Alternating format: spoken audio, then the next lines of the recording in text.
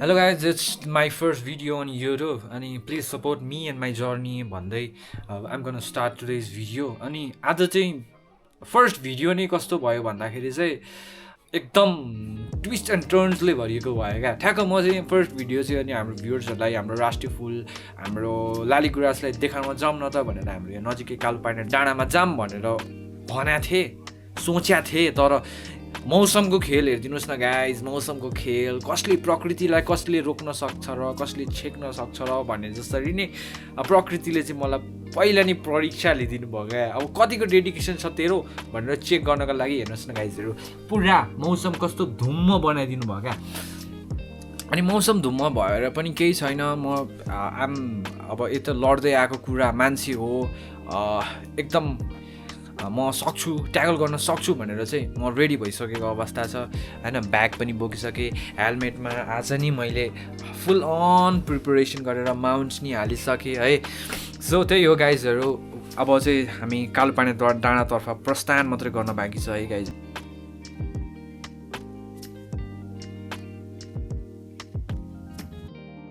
so हामी चाहिँ finally Laligurans हन्टिङको लागि रेडी भइसक्यौँ यो ठ्याक्क यो यहाँदेखि ठ्याक्क भित्र छिर्ने हो क्या यहाँ चाहिँ अब मान्छेहरू त्यति धेरै जाँदैन तर जोडी भेट हामी यहाँखेरि हेर्न धेरै जाँदैन भनेको अति लालीगुराँस नाच पार्दैछ यार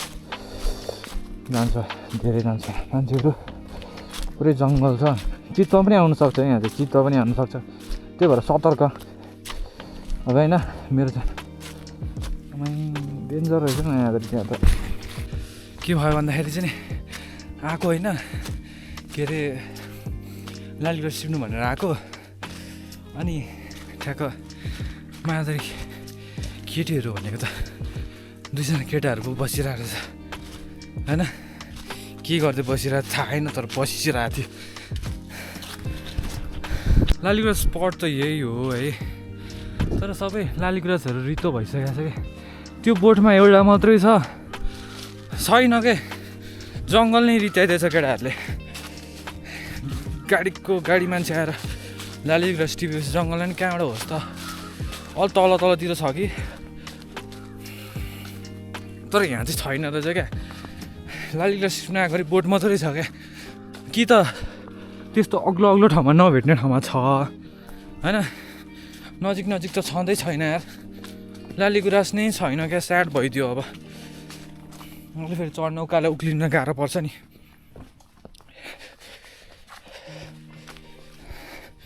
के गर्न होला भने के गर्ने होला यार एउटा पो छैन त फेरि एउटै छैन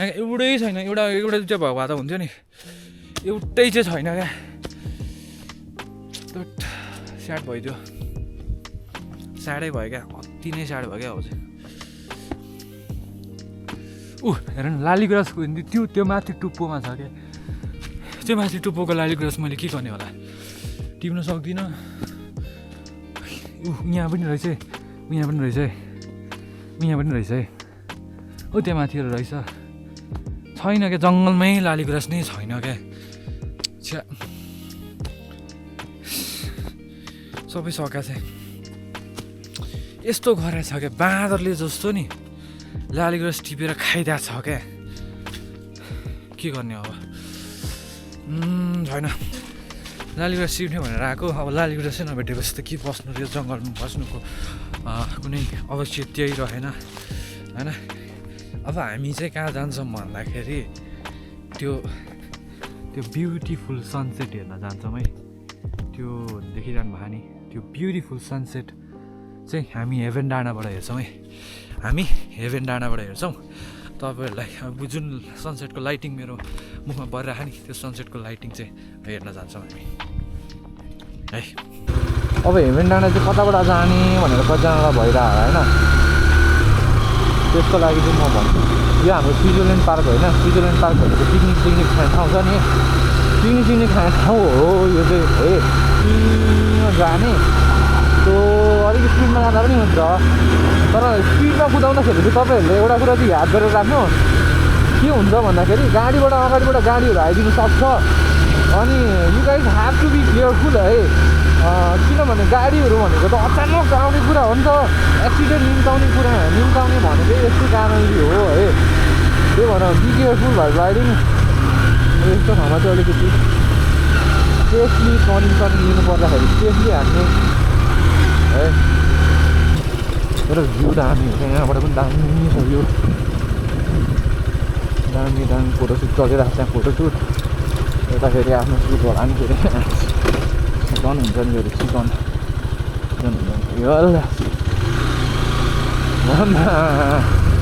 अनि तपाईँहरू कन्फ्युजन हुने चाहिँ कहाँ भन्दाखेरि अब यताउति जाने ठाउँ देख्नु हुँदैन नि फर्केर जानु यहाँ थोरै ग्राभल बाटो छ है यो पिच भयो यहाँबाट थोरै ग्राभल छ यता चाहिँ जाने हो क्या हेभेन डाँडा यता चाहिँ जाने हो अनि यो ग्राभल बाटो छिर्छ हुन्छ क्या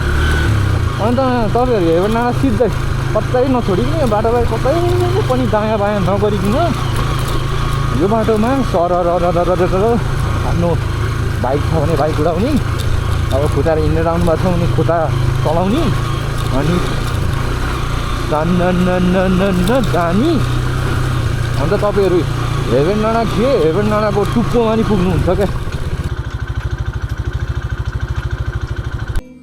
गाइजहरू पुरै अँध्यारो भइसक्यो दामी छ दामी यहाँबाट भ्यू चाहिँ एकदम दामी छ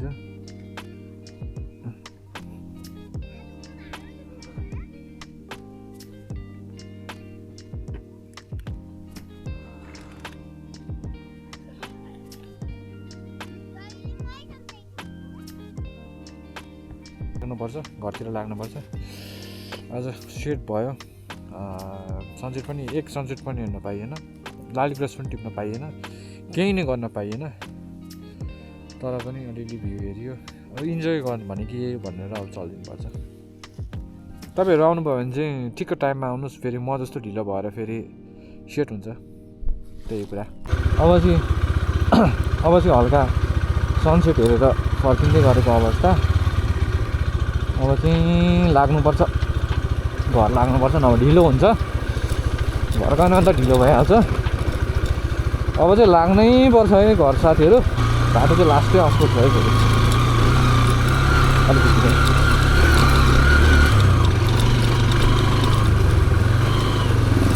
कहाँबाट पाउँछ कि यिनीहरूले फुल चाहिँ फेरि माथि मन्दिर चढाएर टिपे जस्तो छ हौ एउटा फुल छैन हो माछा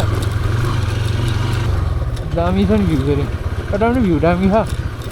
यो पारी चाहिँ के भन्छ यो पारिपट्टि चाहिँ चन्द्रगिरी समथिङ त्यो केबल कार चढ्ने बाटो छ नि ऊ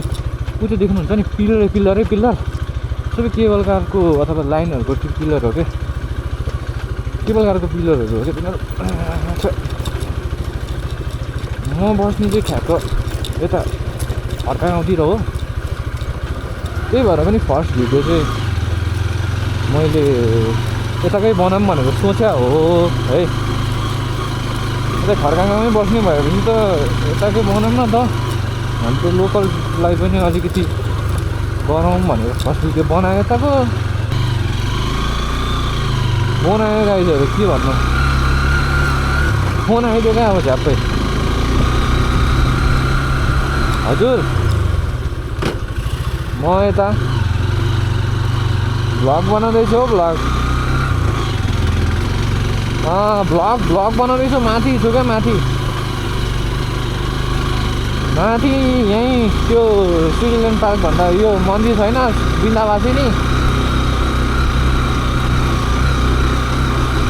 चाम्रे खाने हो ए ल हुन्छ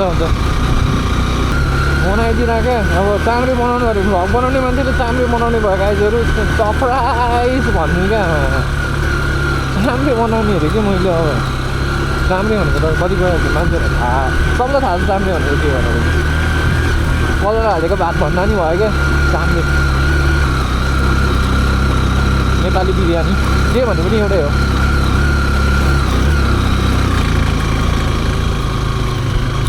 मजा आयो त्यो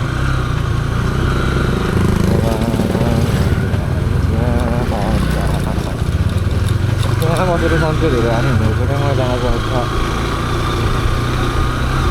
हामीले तर आज भ्यूभन्दा पनि त्यो बेसी चाहिँ यस्तै कुराहरू गऱ्यौँ होइन गफसफ गऱ्यौँ अत्तिकै अत्ति लाइफमा अति भइदिने क्या कस्तो भनेको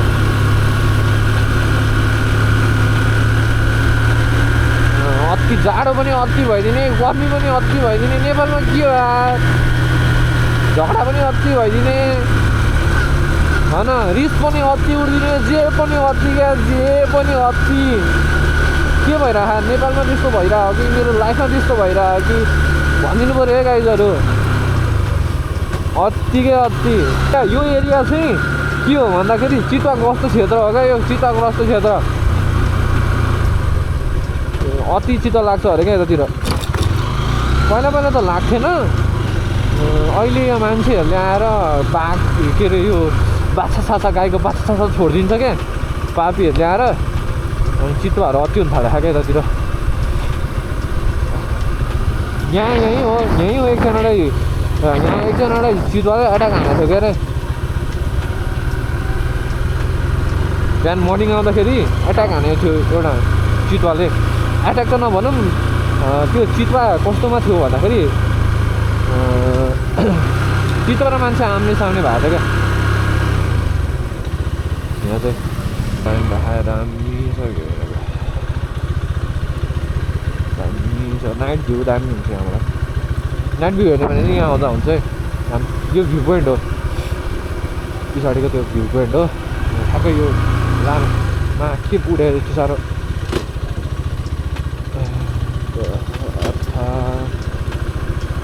अति नि त स्याड भइदिरहेको क्या म चाहिँ फेरि हो स्याड भइदिरहेको क्या डेटिङ स्पटै भइसक्यो चाहिँ स्याड भइदिरहेको यहाँ त छैन नि छैन यहाँ त छैन स्याड भइदिरहेको यहाँ पनि छ है अति क्या अति जे पनि अति भइदिने क्या यहाँ चाहिँ फेरि तर म चाहिँ के भन्छु भन्दाखेरि if you guys want to date होइन डेट गर तर यस्तो जङ्गलमा आएर होइन यस्तो के अरे डाँडामा आएर होइन guys must date something peaceful रेस्टुरेन्टतिर जाऊ क्याफेतिर जाऊ होइन पिसतिर जाऊ पिसफुल ठाउँतिर जाऊ न यहाँ यस्तो डरै डरले भरेको ठाउँमा त यो गाइज होइन लभ कहाँ उत्पत्ति हुन्छ भन्दाखेरि लभ भन्ने कुरो त जहाँ तिम्रो पिस हुन्छ जहाँ तिम्रो presence of piece of mind हुन्छ त्यहाँनिर गएर लभ गर न कि यस्तो जङ्गलमा जहाँ चाहिँ बाघको डर हुन्छ होइन मान्छेले पानी हालिदेला भन्ने डर हुन्छ त्यस्तो ठाउँमा आएर यो गाइज भने चाहिँ यो guys are very very very degraded personality भन्छ है म चाहिँ आफ्नो चोइस हो तर जङ्गलमा आएर चाहिँ भर्खर डेट नगर न केटीहरू पनि अनि तिमीलाई कसैले डेट लान खोजा छ अथवा लानेवाला छ भने चाहिँ पहिला नि भन क्या म जङ्गलतिर यता डाँडातिर चाहिँ डेट जान्न होइन बरु हामी छुट्टै घुम्न जाउँला साथीभाइसँग जाउँला तर डेट नै जानु भएन क्या यस्तो ठाउँमा चाहिँ गाह्रो हुन्छ कि मैले भनेको बुझिरह सुनिरह होइन त्यो पनि रातिको समयमा गाह्रो हुन्छ क्या केटी मान्छे भएर भने होइन है मैले फेरि जो पनि होस् केटा पनि होस् केटी पनि होस् गाह्रो हुन्छ बाघले त केटाकेटी छुट्याएर खाँदैन होला नि त होइन अब मान्छेले अब लुटपाट गरिदिएला यताउति गर्दा रिक्सै रिक्स हुन्छ नि त त्यो त त्योहरू त जाउँ न रेस्टुरेन्टमा जाऊ बरु पैसा 2-4 पैसा थपेर डेट जाऊ होइन जहाँ तिमीले 2-4 पैसामा प्रेजेन्ट पिस अफ माइन्ड पाउँछौ भनेर त्यो 2-4 पैसा तिरेकै राम्रो हो तर होस् तिमीहरूले चाहिँ अलिकति हल्का सोच्नु पर्ने बेला आएको छ है त्यो चाहिँ खाएको घटना आयो अब चाहिँ हामी सल्दिनुपर्छ राम्रो लाएर गेम खेल्दिनँ स्याड भयो त आज